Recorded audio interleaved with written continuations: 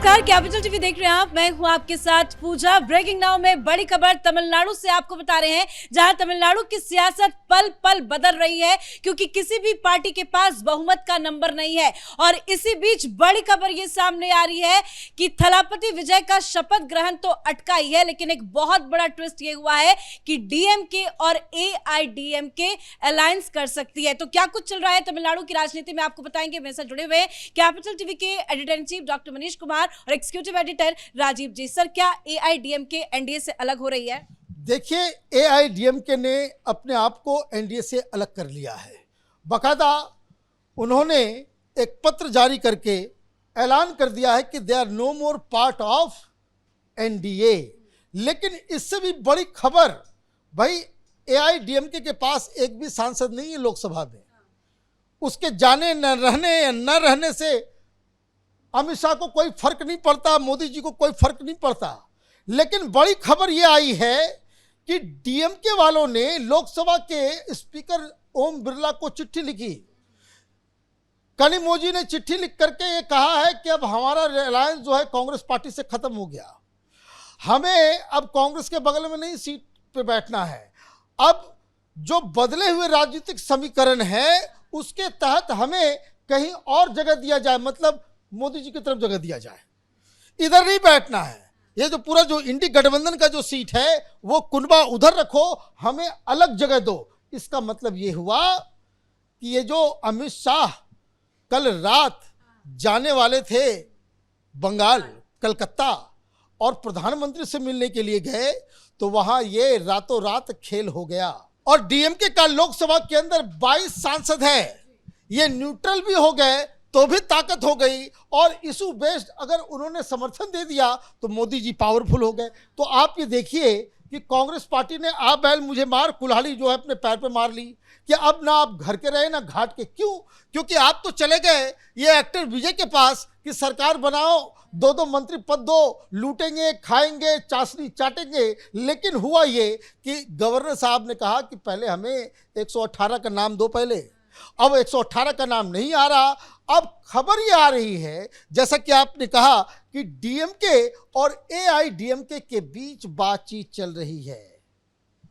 इन्होंने कह दिया हम बीजेपी के साथ नहीं, उधर उन्होंने कह दिया कि हम कांग्रेस के साथ नहीं। दोनों जो है बिछड़े हुए भाई, ये दोनों मिलते हैं और सरकार बनाते हैं। तो ये कहने का मतलब ये है कि रिजल्ट आने के बाद जो विजय से गलती हुई कि आप फौरन डिसाइड नहीं कर पाए, उस वजह से इनका पूरा इस वक्त मुख्यमंत्री बनना जो है बड़ा मुश्किल लग रहा है। एआईडीएमके हो या फिर डीएमके हो, ये अगर मिल जाते हैं तो वहां एक दूसरा समीकरण बन जाएगा। टीवीके को सत्ता बनाने से रोकने की पूरी कोशिश चल रही है, लेकिन इस कोशिश में ये जो बवाल चल रहा है तमिलनाडु में, उससे पीएम मोदी को कितना फायदा हो रहा है? क्योंकि सर ने जिस तरह से बताया कि कनिमोझी की चिट्ठी आई, रात में इस तरह की घटनाक्रम हुआ और डीएमके की तरफ से कांग्रेस पार्टी को लेकर निंदा प्रस्ताव भी पारित हुआ, वहां पे क्या कुछ चल रहा है और पीएम मोदी को इससे कितना फायदा? देखिए, अभी जो तमिलनाडु में स्थिति है, जो लग रहा है कि हो सकता है कि रीपोलिंग हो जाए, फिर से पोल चुनाव करवाया जाना पड़ जाए, क्योंकि जो स्थिति है दोनों गठबंधन के साथ, ऐसा एआईडीएमके डीएमके अगर दोनों पार्टी एक साथ भी होती है तो इनके पास 110 सांसद हैं पूरे गठबंधन को लेकर।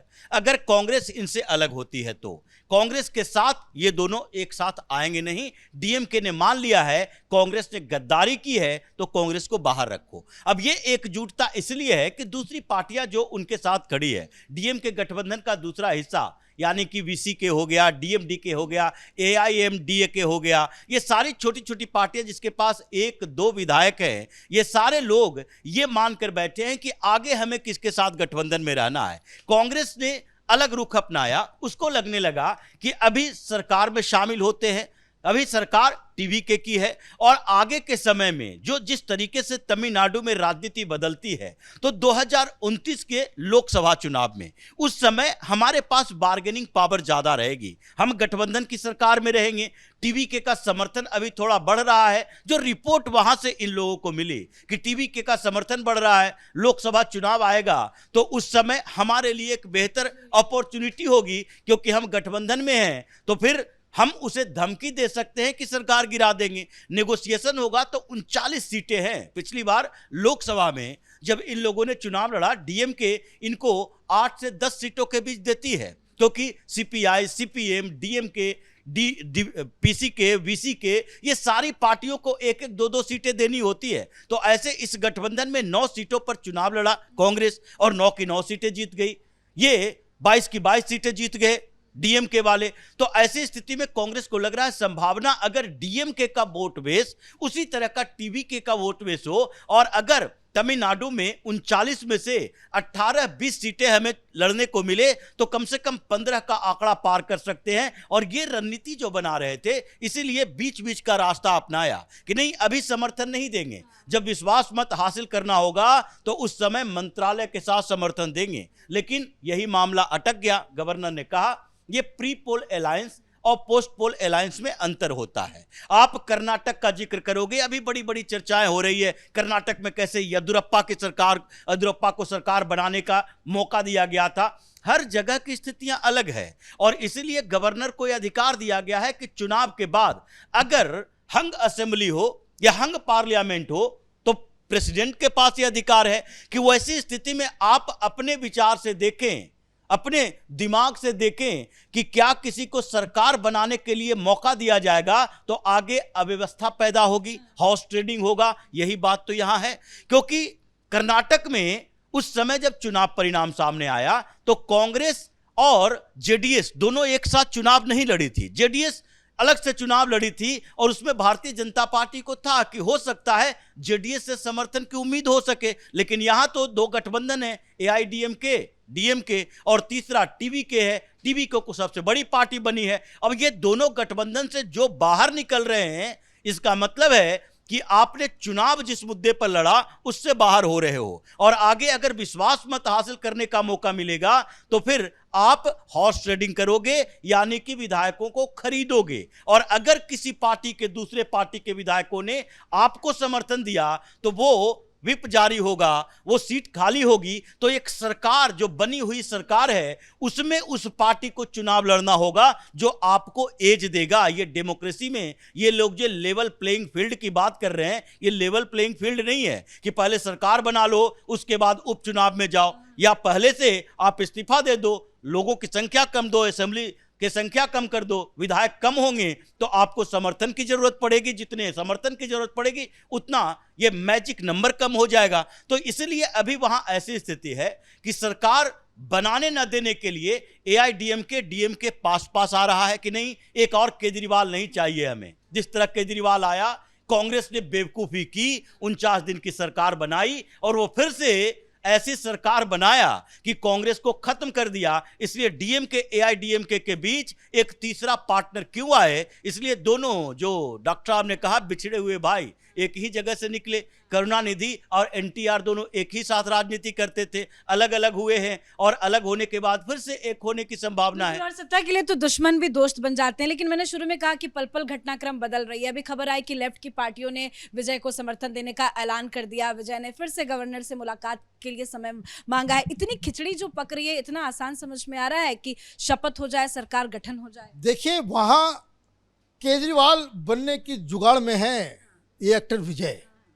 अब हुआ क्या है कि इन लोगों की मीटिंग हुई कल रात और ये लोग इस चीज के लिए एग्री भी हो रहे हैं कि अभी बहुत बढ़िया माहौल है, सरकार नहीं बनती है तो इस्तीफा दे दो सारे लोग, सरकार नहीं बनेगी, सरकार बनने भी मत दो और यहाँ पे प्रेसिडेंट रूल जो है वो लागू होने दो, ताकि 1-2 महीने में, 4 महीने में वहाँ चुनाव हो जाए।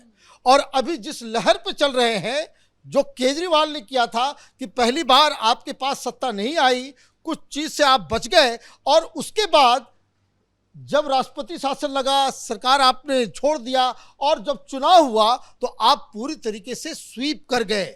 ऐसी प्लानिंग ये विजय की पार्टी ये सोच रही है। और जब ये खबर आई है तो दनादन, चाहे वो वीसीके हो, चाहे फिर वो वामपंथी हो, ये कह रहे हैं कि नहीं नहीं रुक जाओ, ठहर जाओ, मत जाना, अभी जो है हम आपको जो है समर्थन करेंगे, अभी ये मत करो, क्योंकि ये तो 1-2 है। अगर ये देखिए, अगर केजरीवाल के फॉर्मूले पे विजय जाता है तो अगली बार अगर 3 महीने के बाद फिर से चुनाव हो तो ये बहुमत इसको लाने से कोई नहीं रोक सकता। लेकिन इन लोगों की जो राजनीति है, कांग्रेस पार्टी की जो राजनीति है, ये वामपंथियों की जो राजनीति है, ये सब चौपट हो जाएगी। डीएमके, एआईडीएमके ये सब तबाह हो जाएंगे। तो कहने का मतलब ये है कि ये सारी चीजें तमिलनाडु में हो रही हैं। गवर्न जो है वो दिल्ली से अमित शाह कर रहे हैं कि कौन सा जो है कठपुतली जैसे लोग नाचते हैं, तो कौन सा उंगली कौन सा तार खींचना है, कौन क्या करना है। तो अभी बवंडर मचा हुआ है, बनना है मुख्यमंत्री ये विजय को ही। लेकिन अभी इसमें कई सारे इफ एंड बट्स हैं। लेकिन जो जानकारी आ रही है कि he wants to play a Kejriwal in Tamil Nadu. बिल्कुल, अगर छोटी पार्टियां समर्थन कर रही हैं, लेफ्ट का समर्थन मिल रहा है, तो बहुमत का आंकड़ा तो विजय हासिल कर लेंगे, सरकार गठन भी हो जाएगी, शपथ भी अगर ले लेते हैं। लेकिन सरकार को कायम रखना, स्थिर रखना क्या इतना आसान दिख रहा है? विश्वास मत हासिल करना ही आसान नहीं दिख रहा। समर्थन तो मिल जाएगी, टीबी के हो या बीसी के हो या सीपीएम हो, सीपीआई हो या कांग्रेस हो, ये छोटी छोटी पार्टियां समर्थन दे देगी। और अभी इनके समर्थन से भी इनका आंकड़ा कितना होगा? इनका आंकड़ा 118-19 होगा, उससे ज्यादा नहीं हो सकता। 8 है और 5 कांग्रेस का 113 होगा। ये दो सदस्यों वाली पार्टियां अगर 6 और समर्थन देते हैं तो भी इनका आंकड़ा 119-18 होगा। लेकिन विश्वास मत हासिल करना है, और विश्वास मत हासिल करना है तो उस समय अगर डीएमके की तरफ से स्टालिन ने अपना पत्ता खोलना शुरू किया, क्योंकि 2 सीटों पर चुनाव विजय लड़ा है और 1 सीट खाली ही करनी पड़ेगी, उपचुनाव करवाना ही पड़ेगा। तो ऐसी स्थिति में अगर डीएमके ने या स्टालिन ने अपना पत्ता खोला, जो तोड़ फोड़ चल रहा है, वो तोड़ फोड़ में विजय की पार्टी के 2-4 नेता अगर नहीं टूट पाते तो ये कोई बहुत बड़ी बात नहीं है। ऐसा नहीं है कि 1 वोट से लिए वाजपेयी की सरकार गिर सकती है, तो 1-2 वोट से विजय विश्वास मत हासिल नहीं कर सकता, ये कोई बहुत बड़ी बात नहीं होगी। इसीलिए अभी तमिलनाडु की राजनीति में कुछ बड़ी चीजें होने वाली है। लेकिन सबसे बड़ी चीजें जो हो चुकी है कि कांग्रेस ने डीएमके का साथ छोड़ दिया। डीएमके ने मान लिया कि कांग्रेस एक धोखेबाज पार्टी है, ये राहुल गांधी के साथ ब्रदरहुड खत्म हो चुका है। और अब उसी तरीके से प्रधानमंत्री मोदी की बात हो रही है या केंद्र की बात हो रही है, जिस तरीके से मुद्दा आधारित समर्थन बीआरएस देती है, जिस तरीके से मुद्दा आधारित समर्थन पटनायक देते हैं, उसी तरीके से मुद्दा आधारित समर्थन अगर डीएमके ने दिया तो उसके बाद संसद में समीकरण बदल जाएंगे। राहुल गांधी 2029 से पहले ही विपक्ष के सबसे बड़े नेता बनने की बात जो कर रहे हैं वो तो खत्म ही होना है। हालांकि क्या सरकार बनती हुई दिखाई दे रही है? देखिए, सरकार बन सकती है, जैसे मैंने कहा कि केजरीवाल की भी सरकार बन गई। लेकिन सवाल यह है कि भाई वहां तो फिर भी चुनाव होना जरूरी है। अब वहां ये लोग क्या करेंगे कि बार मुख्यमंत्री बन लिया, शपथ कर लिया, पूरा प्रोपेगेंडा सारा कुछ कर लिया और केजरीवाल स्टाइल में 4-5 बहुत ही पॉपुलर फैसले ले लिए और उसके बाद ये कहें कि भाई ये सब जो है हमें तंग कर रहे हैं, ये सब जो है हमें दबाव डाल रहे हैं, हम ठीक से जो है मुख्यमंत्री नहीं बन रहे हैं, तो फिर भी ये इस्तीफा दे देगा, ये केजरीवाल ने किया था। तो ये सरकार बन सकती है लेकिन ये ज़्यादा दिन तक टिकेगी नहीं, क्योंकि खेल विजय वो दूसरे स्टाइल में खेलना चाह रहे हैं। लेकिन इसमें होगा यही कि जो पार्टियां जैसे दिल्ली के अंदर में कांग्रेस पार्टी समाप्त हो गई, ये सारे लोग जो भी उसके साथ सटेंगे वो समाप्त होने की कगार पे रहेंगे। बहुत धन्यवाद सर आप दोनों का। तो सरकार भले बन जाए लेकिन मामला बड़ा टाइट है, एक भी विधायक पीछे हटते हैं तो बड़ा खेल तमिलनाडु में हो सकता है। किसी तरह से विजय कोशिश जरूर कर रहे हैं कि समर्थन जुटाया जाए, लेकिन देखते हैं कि आने वाले वक्त में तमिलनाडु की राजनीति में क्या होता है। देखते रहिए कैपिटल टीवी। नमस्कार।